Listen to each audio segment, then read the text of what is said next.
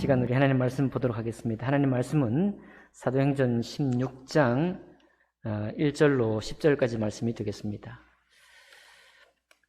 사도행전 16장 1절은 신약 성경 214쪽 가량에 있습니다. 제가 먼저 읽겠습니다.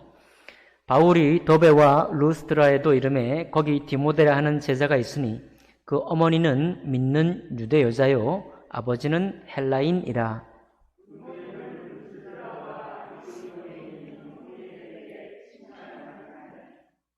바울이 그를 데리고 떠나고자 할새 그 지역에 있는 유대인으로 말미암아 그를 데려다가 할례를 행하니 이는 그 사람들이 그의 아버지는 헬라인인 줄 다 알미러라.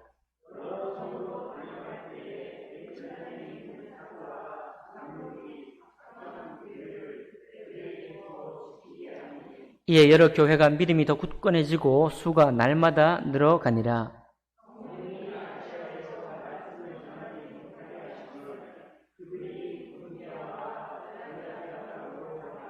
무시아 앞에 이르러 비두니아로 가고자 애쓰되 예수의 영이 허락하지 아니하시는지라.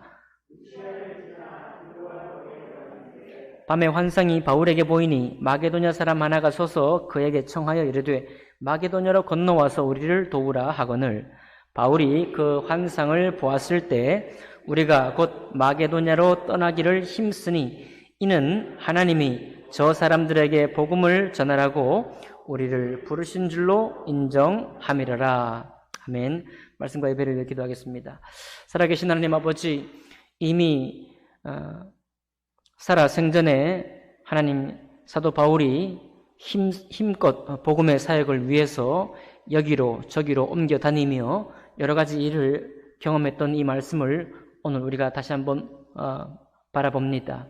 하나님, 저희들 생애 속에서도 복음으로 우리를 구원하셨고 또 우리에게 맡긴 직분, 또 우리에게 맡긴 일이 있사오니 그 일들을 감당할 때 바울을 또 염두에 두고 또 바울에게서 배우며 그와 함께 걸어갈 수 있는 저희들 될 수 있도록 축복해 주옵소서. 예배를 주님께 의탁하며 감사할 때 귀하신 우리 주 예수님 이름으로 기도하옵나이다. 아멘. 오늘 읽은 말씀을 본문으로 해서 예수의 영이 인도하시는 복음사역이라는 제목으로 하나님 말씀 나누겠습니다.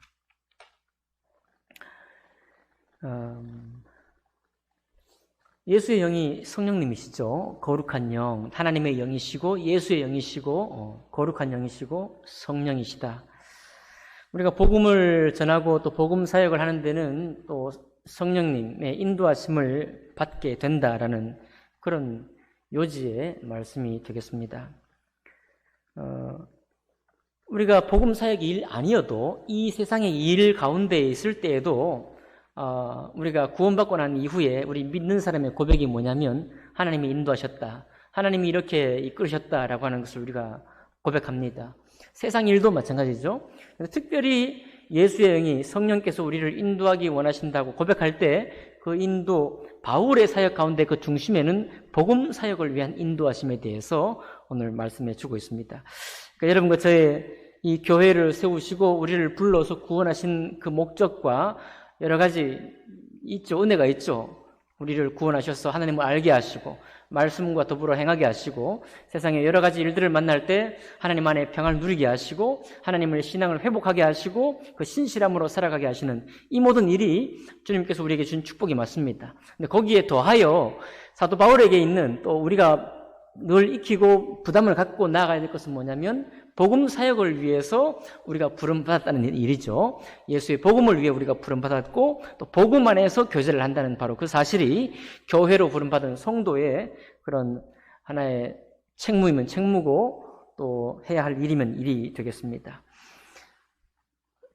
혹시 계시면 한번 지도를 한번 보여주실까요?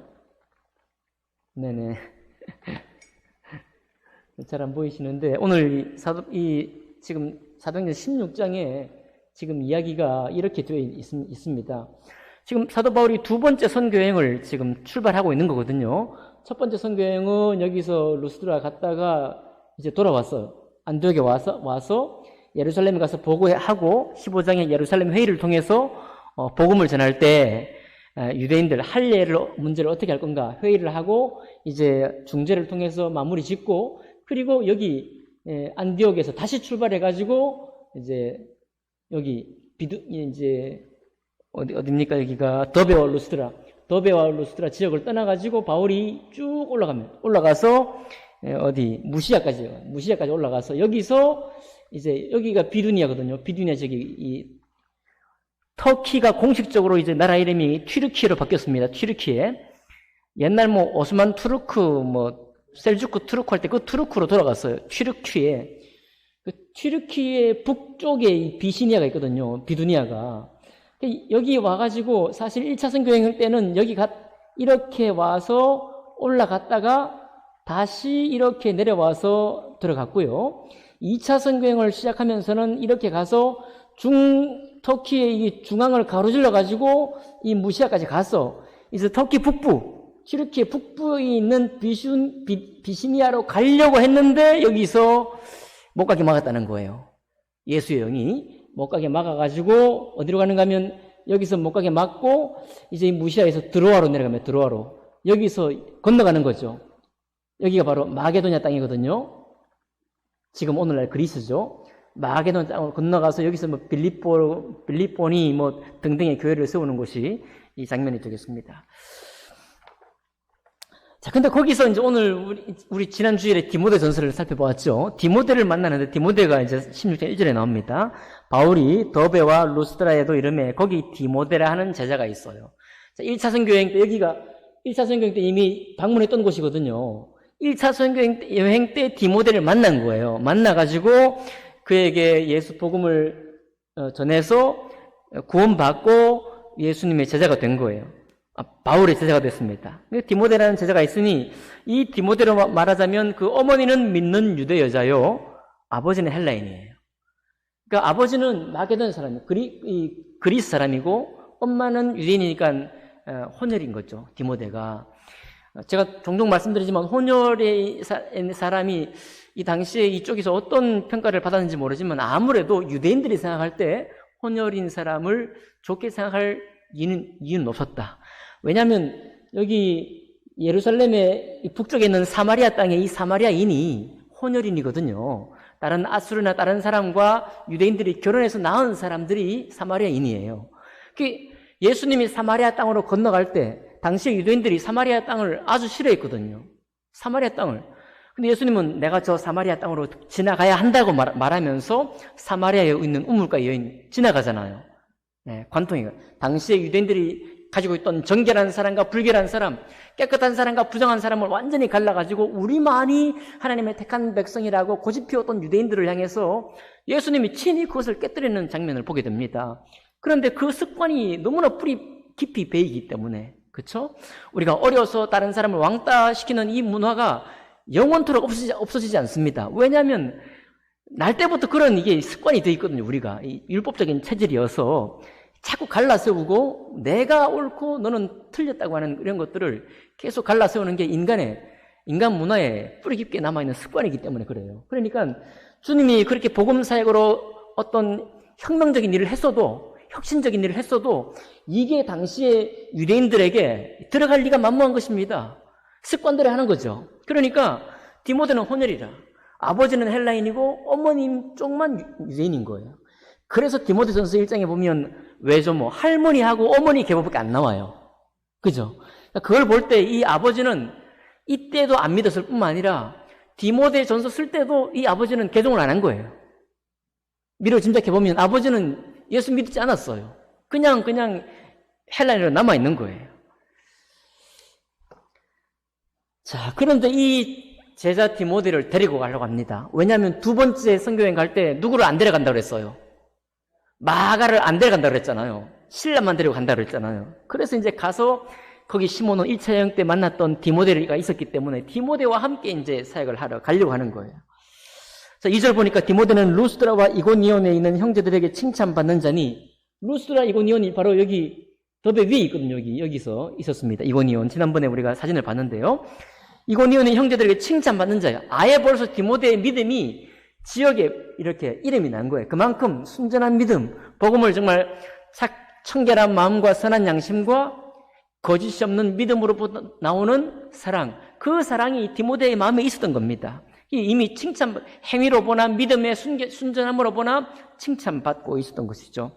이 디모데를 데리고 이제 3절 보니까 바울이 그를 데리고 떠나고자 할새 데리고 이제 2차 선교행에 같이 동행하는 거죠. 빌립보는 이렇게 동행합니다.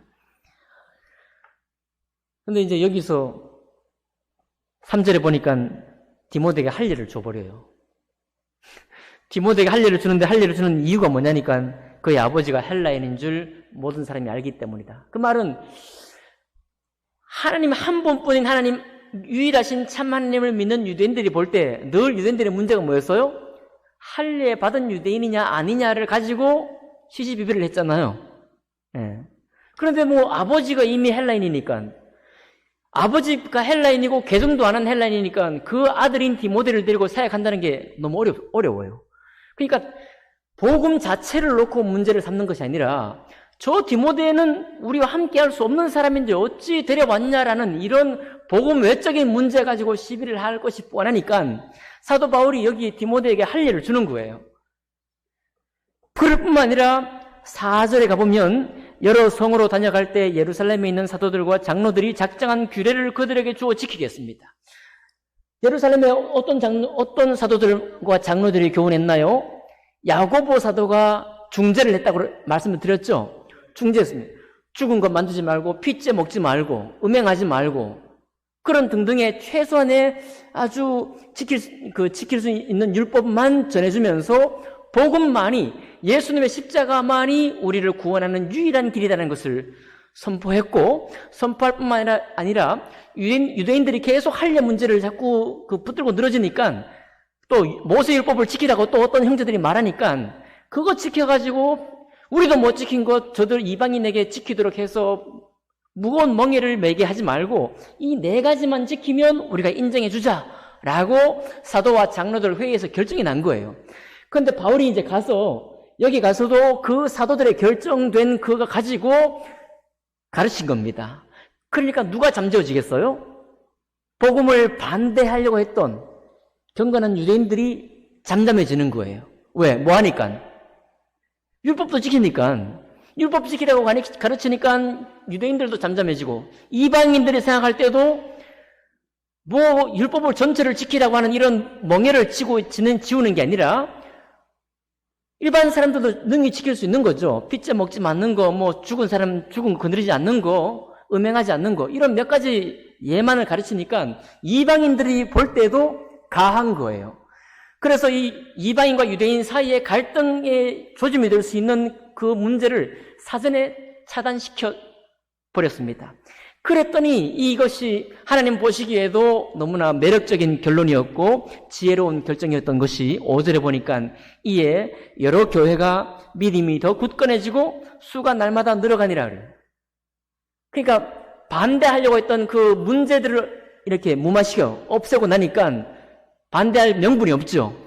복음의 일이 더 왕성해졌다는 겁니다. 이방인들은 더해지고 경건한 유대인들 중에도 할례 문제 때문에 도저히 내가 용납 못하겠다고 했던 사람들도 할례 문제를 해결하고 나니까 주님 믿고 돌아오는 일에 조금 더 편해졌다 이런 얘기입니다. 이게 제가 이 말씀을 드리는 이유는 뭐냐면 바울이 그래서 이 복음을 타협한 게 아니라는 거예요. 이제 우리가 복음 사역을 할 텐데 우리도 신앙생활을 하면서 타협을 지혜롭게 대처하되 타협하지 말아야 될 것을 오늘 먼저 말씀을 드리려고 이 말씀을 드리는 겁니다. 왜냐하면 바울이 지금 여기서는 사도와 장로들의 중재된 안을 가지고 디모데를 할례까지 줬지만 갈라디아서 2장에 보면 뭐라고 하는가 하면 바울의 제자 중에 디도가 또 있죠. 디도서를 쓴 디도는 아예 자신이 헬라인이에요. 디도 스스로가 헬라인입니다. 그럼 디도를 목사로 세울 때 디도에게 억지로 할례를 주지 않았다고 사도 바울이 말해요. 아니 어머니가 유대인이었던 디모데는 할례를 주고 디도는 할례를 주지 않았습니다. 아주 부모가 통째로 헬라인이고 그 자신도 헬라인인데 할례를 안 줬어요. 왜 그랬을까요? 자, 여기 복음 초기에는 이 할례 문제 때문에 문제가 되어서 지혜롭게 잘 정리를 했는데 이게 이 할례 문제를 해서 계속 유대인들이 문제를 확대시키는 겁니다. 처음에는 여기서는 지금 복음을 듣고 주님께로 오는 사람이 많아졌지만 그 이후에 계속 예수 그리스도의 십자가만이 주님께로 가는 유일한 길이라는 말을 유대인들이 받으려고 하는데 자꾸 제동이 걸리는 거예요. 특히 뭐 때문이겠습니까? 개 취급했던 이방인들이에요. 이방인들이 아무 족보도 없고 무슨 뭐 할례의 증거도 없는 사람들이 예수님의 십자가를 믿던 믿음으로 하나님의 친백성이라고 하고 막 달려드니까 유대인들이 볼 때 자꾸만 꺼림이 생기는 거예요. 그래서 할례를 받아야 된다고 계속 말하니까 사도 바울이 결정한 겁니다. 이거 안 되겠다요. 이 할례 문제 확실히 정리해야 되겠다고 하면서 갈라디아서에 썼잖아요. 예수 십자가 복음 위에는 자랑할 것이 없다요. 할례는 받으면 도리어 십자가의 복음을 오염시키는 것이다, 타락시키는 것이다 라고 강력하게 선포합니다. 그러니 이것은 사도 바울이 타협한 게 아니에요. 지혜롭게 초기 문제를 해결했고 그리고 복음에 전파된 것을 우리가 오늘 이 시간에 그 결과를 통해서 하나님이 인정하셨다는 사실을 확인하게 되는 겁니다. 우리 교회는 이것이 어떤 문제가 있을까요? 영상으로 예배를 드리는 분이 계실지 모르겠습니다. 시향을 지금까지 우리 드리고 있어요. 시향을. 제가 이 교회 와서 한 3, 4년 동안 계속 말씀을 드렸어요. 시향 드리지 말아야 된다. 몇몇 분들은 부담을 좀 가지고 있습니다. 그런데 최근에 교회에 다시 이렇게 가입하셔서 다시 이게도 힘을 또 얻은 것 같습니다. 모양이.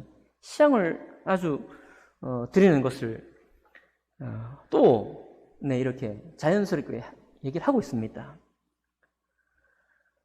우리가 지혜롭게 대처하고 존중히 여기고 사랑할 것은 사랑하는 것이 맞죠. 그런데 안타까운 게 뭐냐면 구원의 복음이 없거나 너무 희미하기 때문에 이런 일이 생긴다는 거예요. 네. 같이 예배를 드리는 것과 상관없이 구원이 없고 구원이 희미하기 때문에 이 생활을 끊지를 못한다는 겁니다. 우리는 함께 서로 사랑하며 서로 교제할 분들이에요. 그죠? 우리 끝까지 주님께서 은혜를 주시기를 원해야 될 분들입니다. 그러나 이 문제는 분명한 거예요. 심지어 어떤 부친은 정말 이 구원에 문제가 있다는 것을 부친들도 알아요. 우리의 구원이 우리 복음사에 얼마나 이게 좀 예민한 겁니까? 고린도후서 7장 11절에 보면 사도 바울이 이 구원의 복음은 하나님의 뜻대로 하는 근심이다. 내가 구원받았느냐 구원받지 못했느냐 하는 것은 내가 인위적으로 억지로 고민을 하는 게 아니라 하나님이 너 양심에 고민하게 만드는 것이다 라고 선언하시고요. 하나님의 뜻대로 한 이 구원의 근심이라는 것이 얼마나 놀라운지 이것을 제대로 알면 우리 마음이 어떻게 되는가 하면 보라 하나님의 뜻대로 하게 된 이 근심 바로 구원의 근심이 너희로 얼마나 간절하게 하며 얼마나 변명하게 하며 얼마나 분하게 하며 얼마나 두렵게 하며 얼마나 사모하게 하며 얼마나 열심 있게 하며 얼마나 벌하게 하며 이 구원의 복음이 순전해지기 위해서 너희 자신이 일절 깨끗함을 나타내기로 그렇게 얼마나 수고해야 될 일인가 라고 못 받고 있는 것입니다. 구원에 관해서 우리가 떨림이 없다면 이 사람은 정말 양심이 화인 맞은 사람이에요. 여러분 구원은 그냥 구렁이 담 넘어가듯이 받을 수 없습니다. 구원은 그냥 대충 해서 받을 수 없는 거예요. 여러분 내가 정말 구원받았느냐? 오늘 죽으면 정말 내가 천국 갈 수 있느냐? 이런 질문은 우리 가슴에 콩닥콩닥 거릴 만큼 양심의 찔림이 되는 겁니다. 이 양심의 찔림이 순전히 해결되기 전에는 해결된 게 아니에요. 그건 주님께로부터 우리가 정말 주님께로 친히 내 마음이 만났다고 말할 수 없는 것입니다. 그러니 내가 구원받지 못했다라고 하는 이런 사실은요, 우리가 평소에도 우리 양심에 찔림이 되니까 다른 어떤 것도 내 영혼에 문제가 되지 않습니다. 내 일이 잘 안 풀리는 거? 안 풀리는 거 안 풀릴 수 있죠. 병이 찾아온 거? 네, 병이 찾아올 수 있습니다. 구원의 문제는요, 우리 마음에 정말 사모하게 하고 간절하게 만드는 거예요. 떨리게 만드는 겁니다. 두렵게 만드는 거예요. 그런 두려움 가운데에서 간절한 마음으로 기도하고 주님 정말 나를 사랑하시고 나를 정말 당신의 사람으로 택하셨다면 내가 정말 구원의 확증을 내게 주십시오. 십자가 말로만 들었던 이 십자가의 구원이 내 양심에 내 영혼에 완전히 새겨져서 거듭났다는 확신을 내게 보여주십시오. 어떻게 이런 떨림으로 만나지 않고서 우리가 신앙생활을 바로 할 수 있겠습니까? 바로 할 수 없는 거예요. 그리고 또 이런 구원의 확증이 있는데 어떻게 그 구습을, 옛 습관을 계속 가져갈 수 있겠어요? 끊을 때는 떨림이 있습니다. 네.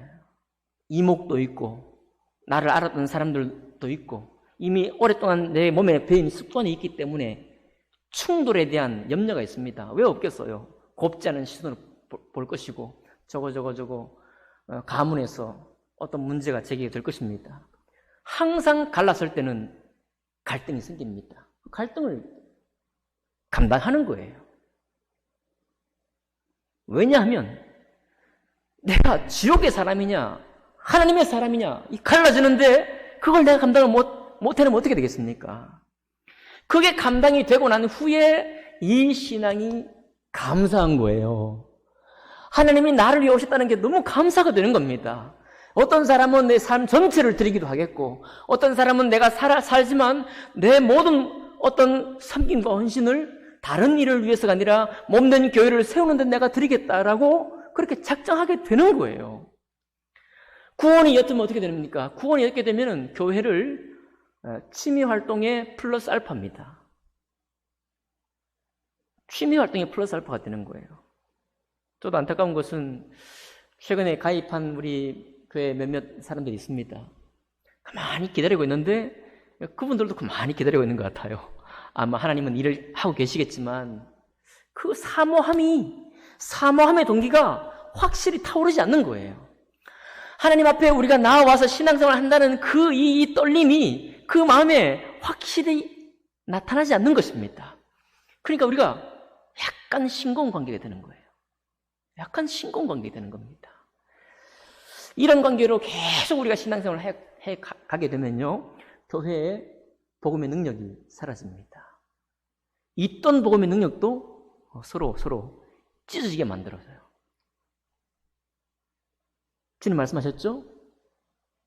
새 포도주는 새 부대에 생배 조각과 낡은 배 조각을 기워 놓으면 다 헤어져서 생배 조각도 못 쓰고 낡은 것도 못 쓴다라고 말하고 있잖아요. 우리가 새로워졌다고 한다면 새로운 부대, 새로운 형식, 새로운 교회, 새로운 헌신, 새로운 사모함, 새로운 간절함으로 들어왔다는 것이거든요. 이것이 분명해지는 사람들 가운데서부터 복음은 일하기 시작하는 겁니다. 그러니 바울이 얼마나 간절한 거예요. 지금 여기서는 마치 타협한 것처럼 보이지만 사도들의 의견을 받아가지고 예수 복음을 온전히 전하는 데 섰고, 그것이 또 잘못되니까 갈라디아 교회의 편지를 통해 가지고 완전히 할례를 받는 것이 얼마나 큰 문제인지, 할례를 요청하는 것이 얼마나 큰 문제인지, 심각한 문제인지를 아주 감정을 잔뜩 실어서 편지를 쓰는 거예요. 마지막까지 십자가의 복음 위에는 아무것도 없다 이렇게 막 쓰잖아요. 그 사도 바울에게는 긴장이 있는 것입니다. 무엇을 위한 긴장이에요? 누구를 위한 긴장입니까? 복음을 위한 긴장인 거예요. 복음을 위한 긴장. 복음이 전해지고 온전히 전해지기 위해서는 사도 바울은 어떨 때는 저렇게, 어떨 때는 이렇게, 그러나 그 중심을 바라보게 되면 복음의 복음됨만을 온전히 전하고자 하는 그 바울의 중심이 있는 겁니다. 여러분과 저도 우리 몸된 교회가 계속해서 순전한 복음으로 돌아가고 또 회복하고 또 회복해서 바울의 가진 이런 간절함이 평화가 없다는 게 아니라 안식 가운데 있는 가운데서도 이와 같은 간절함과 사모함이 있는 그런 성도의 삶을 살 수 있기를 원합니다. 이게 이렇게 이제 바울이 이렇게 복음의 그 일을 감당하고서 그리고 이제 어디로 가나요? 마게도냐로 가려고 하는데, 마게도냐 갈 때 이제 바로 꿈을 꾸잖아요.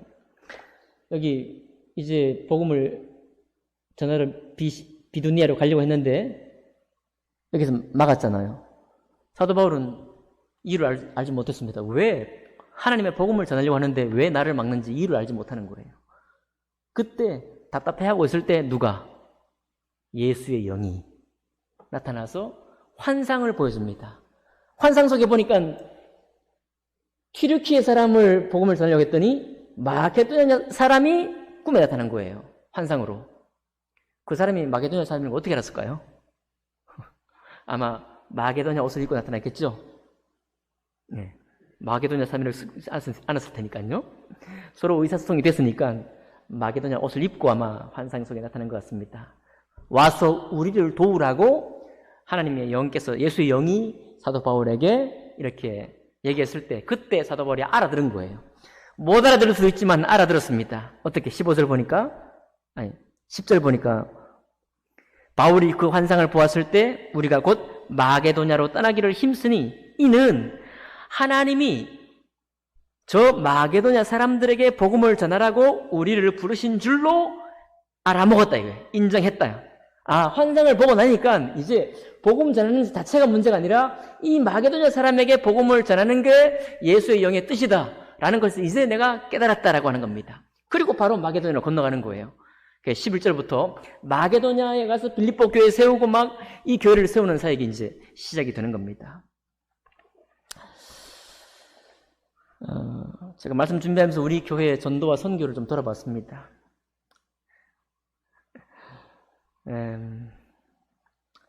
먼저는 다시 말씀드리지만 우리의 구원이 좀 더 순전하게 되기 위해서 우리는 정말 사랑에 아무런 제한을 두지 않고 사랑을 하되 서로 갈라지는 것도 익숙해져야 한다는 것 다시 한번 말씀드립니다.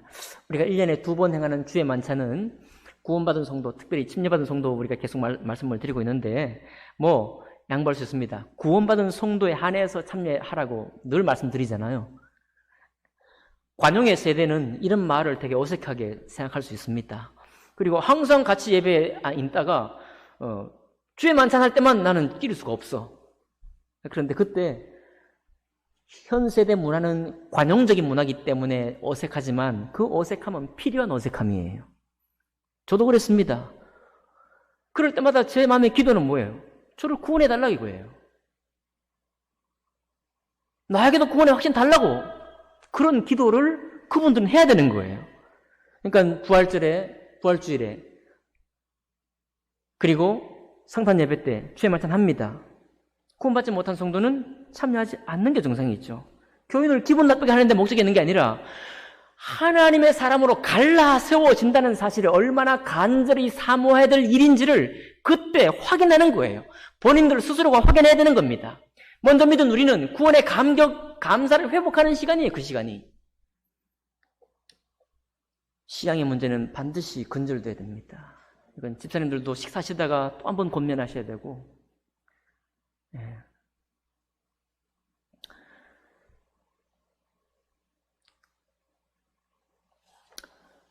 자, 그리고 이 복음의 순전함을 우리가 지키게 되면 우리는 이제 복음 사역을 함께 할 수 있습니다. 우리는 지난 10년 동안요, 최소한 우리 노방전도로 아파트 단지 내에 전도를 했고, 또 이쪽 토박이 마을에서는 방문 전도 놓고 하면서 축호 전도를 했습니다. 또 사업체들 방문해서 전도제를 전하기도 했죠. 때때로 떡볶이 전도를 통해 가지고 교회로 초청하는 전도도 했고, 또 행사 때마다 초청하기도 했습니다. 아마 가장 많이 초청된 행사가 45주년 때라고 믿습니다. 45주년 때 그때 우리 집사님들의 친구분들도 여러분 이렇게 오셔서 말씀을 듣고 간 적이 있었습니다. 그렇게 행사 중심으로 초청해서 말씀을 전하기도 했고요. 또 친교에서 발간한 복음이 마음에 이루어지는 구원이라는 전도 책자를 가지고 우리가 또 서로 훈련받고 또 그때 특별한 새로운 개념을 우리가 한번 익혀봤죠.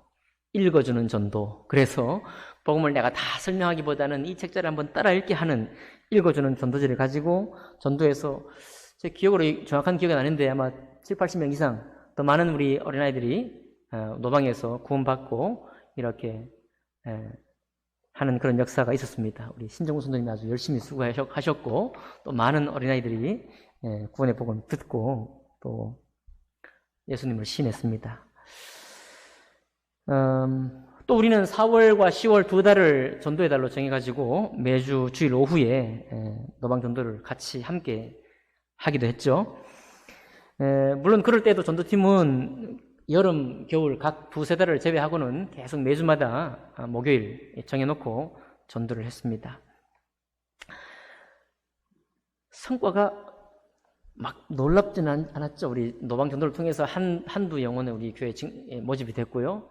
그 많았던 우리 어린아이들 가운데는 이제 왔지만, 또 관계 전도를 통해 왔지만, 코로나를 통해서 다 이렇게 뒤로 떨어지고 말았고요.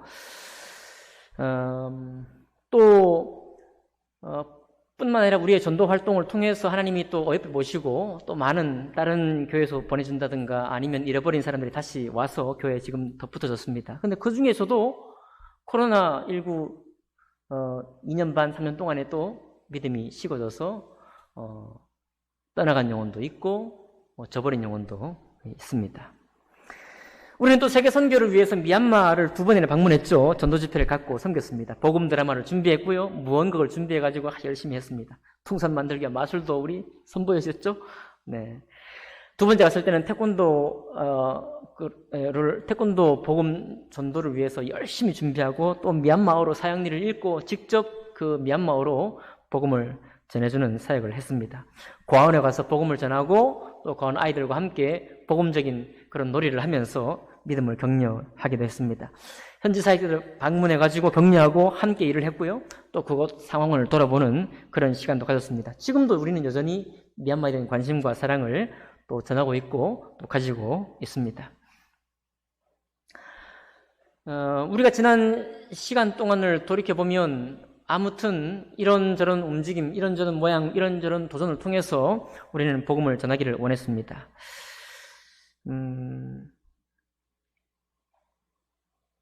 그리고 지금 이 시간이 왔습니다. 아직도 코로나의 여파가 있는 이 시간에 우리가 머물러 있습니다. 우리가 앞으로 어떻게 주의 영께서 우리를 인도하실까요? 우리가 그동안 때로는 열의를 가지고 열망을 가지고 전도하고 또 선교하고 지금까지 나와왔는데 그 다음 스텝을 주님은 어떻게 인도하실까요? 우리는 궁금합니다. 궁금한데 제가 여러분께 드리는 한 가지 하나의 길은 이런 것입니다. 우리가 지금 성포 살롱을 통해서 또래별, 세대별로 모임을 하고 있잖아요.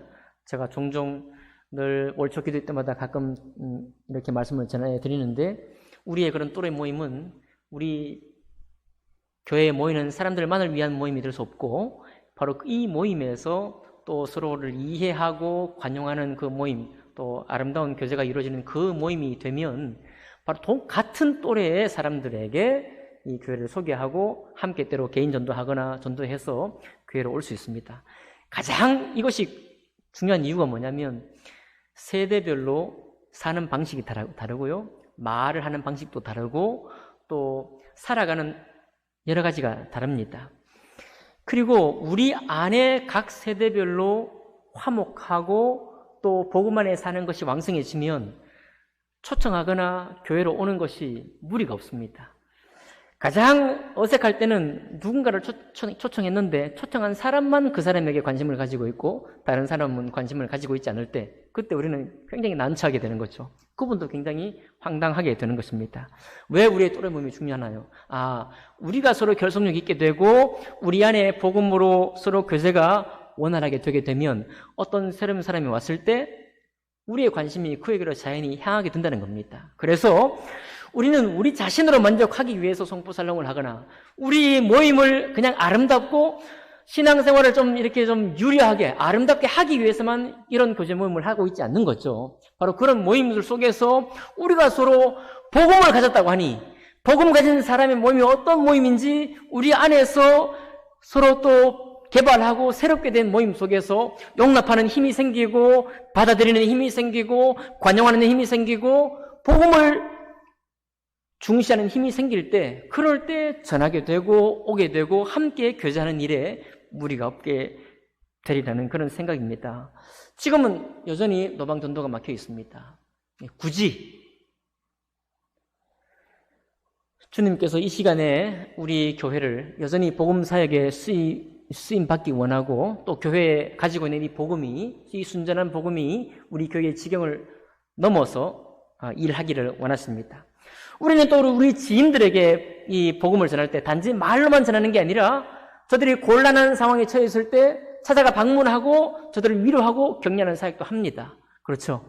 그 모든 일은 다 복음 때문에 하는 거예요. 네. 우리가 권형이 많고, 우리가 뭐 사람 사랑하는 게 많고, 우리가 당신을 사랑하는 게 많습니다. 단지 이런 우리 자신을 증거하기 위해서가 아니라 복음을 위해 하는 것입니다. 그분이 하나님을 알도록, 그분이 주님께 돌아오도록, 우리의 이 하나님이 부르신 이 사역과 이 소명이 사도 바울이 디모데와 함께 걸어가면서 겪었던 많은 일들, 그리고 그 모든 일들 속에 예수의 영이 그 복음 사역을 인도해 간다는 사실을 우리도, 여러분과 저도 함께 경험해 가기를 원하는 것입니다. 그렇게 될 때 우리는 이 기다리는 시간, 인내하는 시간, 여전히 서로가 서로의 이 사모함이 좀 더 커지기를 기다리고 있는 이 시간 동안에 우리 신앙의 분명한 목적, 분명한 방향을 다시 한번 정립할 수 있으리라 그렇게 믿습니다. 여러분, 실망치 않고 또 주저앉지 마시고 다시 한번 이 복음 사역으로 우리를 부르신 주님의 부르심에 응답하고자 하는 여러분과 제가 되기를 주님 이름으로 축복합니다. 기도하겠습니다.